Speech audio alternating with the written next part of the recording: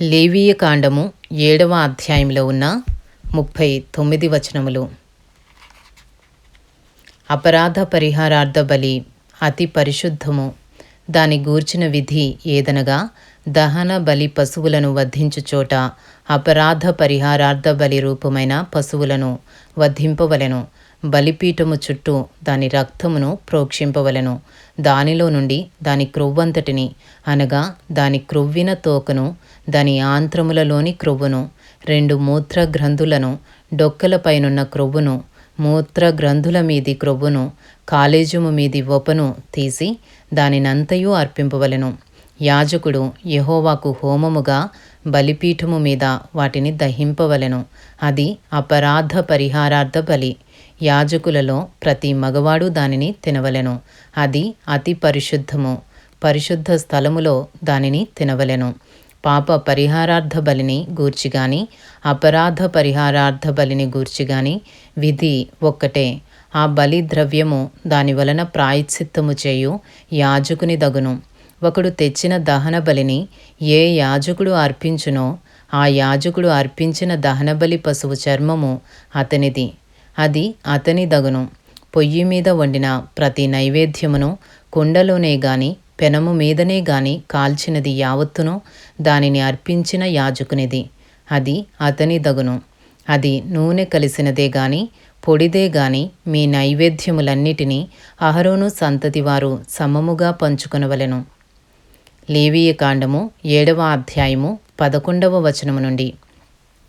ఒకడు యెహోవాకు అర్పింపవలసిన సమాధాన బలిని గూర్చిన విధి ఏదనగా, వాడు కృతజ్ఞతార్పణముగా దానిని అర్పించినప్పుడు తన కృతజ్ఞతార్పణ రూపమైన బలి కాక నూనెతో కలిసినవియు పొంగనివియునైన పిండి వంటలను, నూనె పూసినవియు పొంగనివియునైన పలచని అప్పడములను, నూనె కలిపి కాల్చిన గోధుమ పిండి వంటలను అర్పింపవలెను.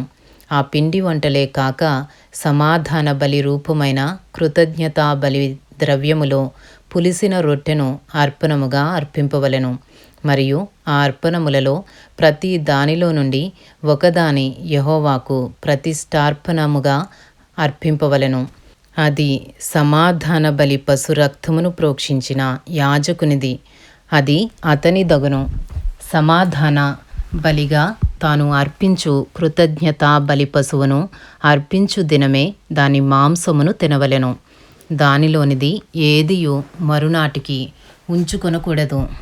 అతడు అర్పించు బలి మ్రొక్కుబడియే గాని స్వేచ్ఛార్పణయే గాని అయిన ఎడల అతడు దానిని అర్పించునాడే తినవలెను. మిగిలినది మరునాడు తినవచ్చును. 3వ నాడు ఆ బలి పశువు మాంసములో మిగిలిన దానిని అగ్నితో కాల్చివేయవలెను.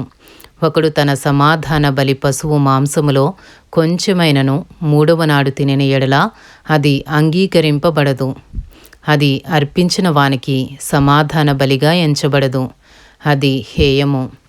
దాని తినువాడు తన దోష శిక్షను భరించును. అపవిత్రమైన దేనికైనను తగిలిన మాంసమును తినకూడదు.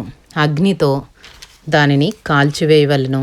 మాంసము విషయమైతే పవిత్రులందరూ మాంసమును తినవచ్చును గాని ఒకడు తనకు అపవిత్రత కలిగియుండగా యెహోవాకు అర్పించు సమాధాన బలి పశువు మాంసములో కొంచెమైనను తినిన ఎడల వాడు ప్రజలలో నుండి కొట్టివేయబడును.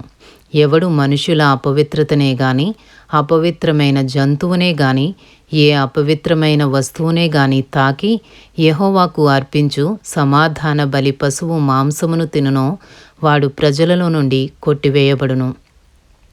మరియు యెహోవా మోషేకు ఈలాగు సెలవిచ్చెను, నీవు ఇశ్రాయేలీయులతో ఇట్లనుము, ఎద్దుదే గాని గొర్రెదే గాని మేకదే గాని దేని క్రొవ్వును మీరు తినకూడదు.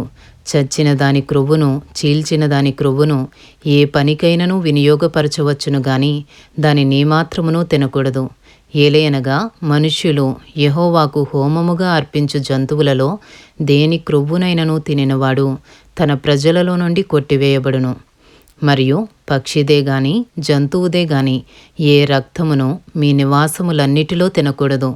ఎవడు రక్తము తినునో వాడు తన ప్రజలలో నుండి కొట్టివేయబడును. లేవీయ కాండము 7వ అధ్యాయము 28వ వచనము నుండి. మరియు యెహోవా మోషేకు ఈలాగు సెలవిచ్చెను, నీవు ఇశ్రాయేలీలతో ఇట్లనుము, ఎవడు యెహోవాకు సమాధాన బలి ద్రవ్యములను తెచ్చునో వాడు ఆ ద్రవ్యములలో నుండి తాను అర్పించునది యెహోవా సన్నిధికి తేవలెను. అతడు తన చేతులలోనే యెహోవాకు హోమద్రవ్యములను అనగా బోరమీది క్రొవ్వును తేవలెను. యెహోవా సన్నిధిని అల్లాడింపబడు అర్పణముగా దానిని అల్లాడించుటకు బోరతో దానిని తేవలెను. యాజకుడు బలిపీఠము మీద ఆ క్రొవ్వును దహింపవలెను. కాని బోర అహరోనుకును అతని సంతతి వారికిని చెందును. సమాధాన బలి పశువులలో నుండి ప్రతిష్టార్పణముగా యాజకునికి కుడి జబ్బనియ్యవలెను. అహరోను సంతతి వారిలో ఎవడు సమాధాన బలియగు పశు రక్తమును క్రొవ్వును అర్పించునో కుడి జబ్బ వానిదగును. ఏలయనగా ఇశ్రాయేలీల యొద్ద నుండి అనగా వారి సమాధాన బలి ద్రవ్యములలో నుండి అల్లాడించిన బోరను ప్రతిష్ఠితమైన జబ్బను తీసుకుని నిత్యమైన కట్టడ చొప్పున యాజకుడైన అహరోనుకును అతని సంతతి వారికిని ఇచ్చియున్నాను. వారు తనకు యాజకులగునట్లు యెహోవా వారిని చేరదీసిన దినమందు యెహోవాకు అర్పించు హోమ ద్రవ్యములలో ఉండినది అభిషేకమును బట్టి అహరోనుకును అభిషేకమును బట్టియే అతని సంతతి వారికిని కలిగెను.